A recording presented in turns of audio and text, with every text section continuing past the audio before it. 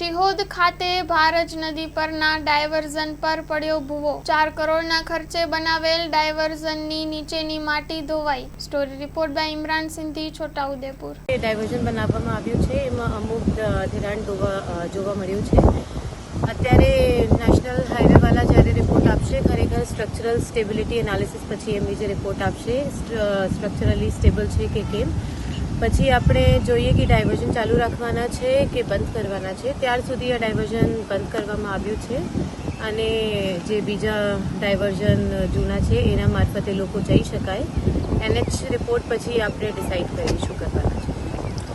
ભગવાન રામને એવી નથી ખબર કે મારે 12 વર્ષના વનવાસમાં જવું પડશે, કાલે સવારે શું થવાનું છે જાનકીનાથ, એ જ શબ્દો સાથે ફરીવાર જેતપુરની જનતા અને આજુબાજુના જે 50 ગામોની જનતાની સામે જે વિકટ પરિસ્થિતિ આ ડાયવર્ઝનનું આ ફરી ગઈ સાલ પણ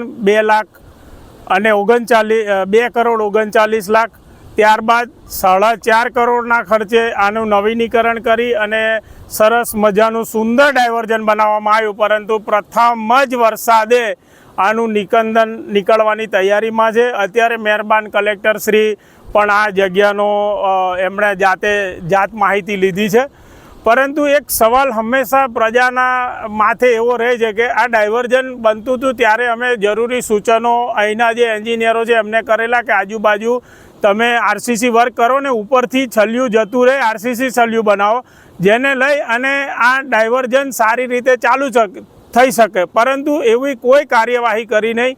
અને આજે ફરીવાર આ જાહેર જનતાને આ 40 કિલોમીટરનો ફેરો ફરવાનો, ઘણા લોકો ટ્રેનમાં જશે, ઘણા આજે વિદ્યાર્થીઓ, શાળાઓ ચાલુ થઈ ગઈ છે, ઘણા દર્દીઓને આ મુશ્કેલીઓ વેઠવાનો વારો આવશે। એટલે અધિકારીઓએ એક પ્રકારનું જાણે આ જિલ્લાને ત્રાસ કરવાનું જે કામ કરી રહ્યા છે એ ખૂબ જ દુઃખ અને નિંદનીય છે। અને બીજી વસ્તુ કે આ જે છે એ નેશનલ હાઈવેને જોડતો રસ્તો છે, આ કોઈ સ્ટેટ હાઈવે સામાન્ય રસ્તો નથી। આના લીધે આ મધ્યપ્રદેશને જોડતો રસ્તો છે, મધ્યપ્રદેશને જોડતા રસ્તા ઘણા લોકો મુશ્કેલીમાં મુકાવાના છે, ઘણી પ્રજાની હેરાનગતિ, ખેડૂતો, વિદ્યાર્થીઓ, દરેક લોકોને આ તકલીફ ઊભી થવાનું આજે આ વિચારવાનો વારો આવી રહ્યો છે। લલિતભાઈ, ગત ચોમાસામાં પણ ડાયવર્ઝન ધોવાયું, તેના ઉપરથી નેશનલ હાઈવે શીખ લેવી જોઈતી હતી, કઈ ખામીઓ રહી ગઈ છે કે જેને લઈને આ ધોવાણ થયું છે અને તેના સુધારા કરી ત્યારે ફરી નવું ડાયવર્ઝન ડબલ ખર્ચે કરવામાં આવ્યું, તો ફરી એમાં એની એ જ ખામીઓ જોવા મળી રહી છે।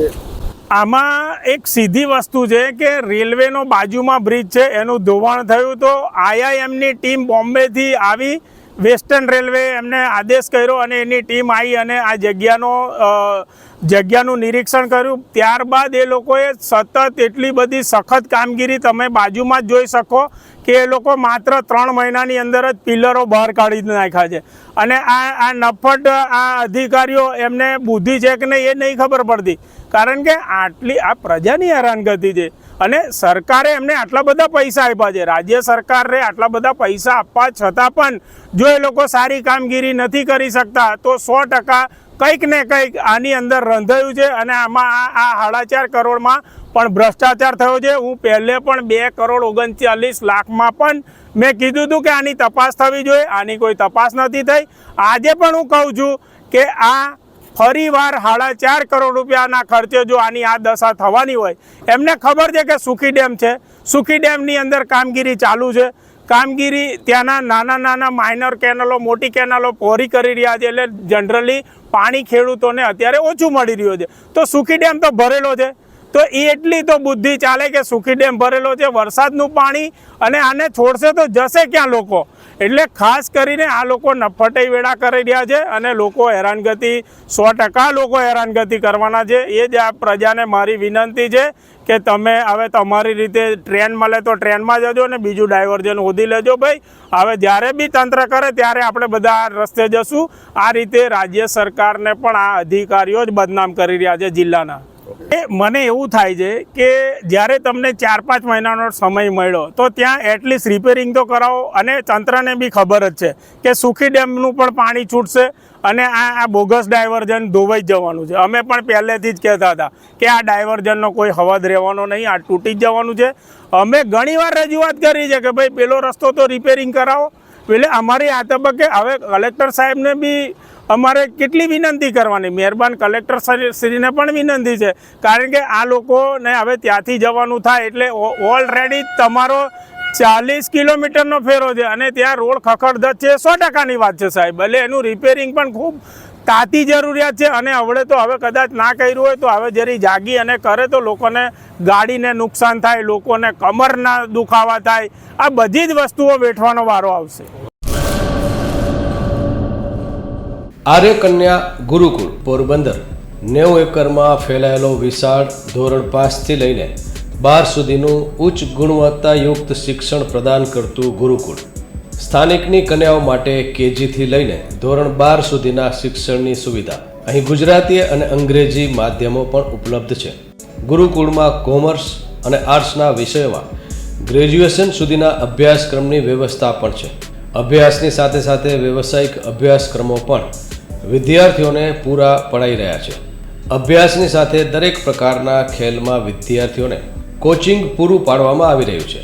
અહીં વિદ્યાર્થીઓને અભ્યાસની સાથે વેદ ધર્મગ્રંથના અભ્યાસ પણ અપાઈ રહ્યા છે, જેથી આપણી સંસ્કૃતિ ઉજાગર થઈ શકે.